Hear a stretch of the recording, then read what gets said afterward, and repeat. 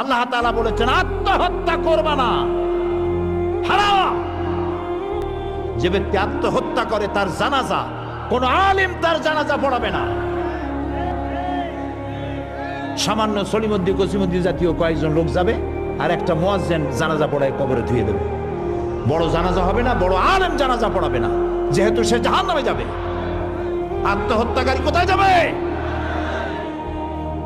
কিন্তু এই যুবক পোলাপানগুলি ওরা তো বোঝে নাই, ওদেরকে বুঝানো হয়েছে যে তোমরা যদি এই কামটা করো একেবারে বেহেশত তো যাবাই, মরার সাথে সাথে আল্লাহর সামনে গিয়ে হাজির হয়ে যাবে। আপনারা ক্যারাম বোর্ড খেলা নিশ্চয়ই দেখেছেন অনেকে। আর ভাই কইতে লজ্জা কি, আমিও তো খেলছি ছোটবেলায় ক্যারাম বোর্ড খেলা। এটা কি কোনো গুনাহ নাকি? আমিও খেলছি। ক্যারাম বোর্ড খেলাটা কি? বোর্ডের উপরে কতগুলি এরকমের গুটি থাকে, একটা থাকে লাল, ঠিক না? এখন বোর্ডের উপরে এই গুটিটা আমি মারতেছি, সামনে আর একটা গুটি, কিন্তু সামনের গুটিটা আমার মূল টার্গেট না।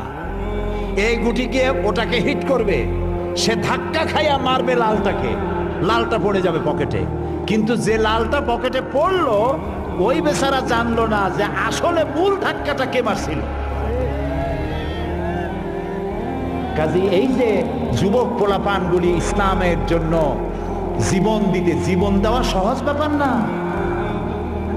কত বড় নেশা, পাগল বানায় এদেরকে, মরবার জন্য এসেছে, মরবে সে। একজনে নাকি মোষ খুব বড় ছিল, হাত দিয়ে মোষ এরকম উঁচা করিয়া তারপরে মদ খাইতেছে বহুত কষ্ট করে। তারপরে লোকেরা বললো তো তুমি এত কষ্ট করে মদ খাইতেছো কেন, হাত দিয়ে মোষ এত উঁচা করিয়া? কয় যে ওলামাদের কাছে শুনেছি কিছু পান করার সময় মোষ ভিজলে তা নাকি মকরু হয়। ও খাইতেছে কিন্তু মকরুর ভয় করতেছে।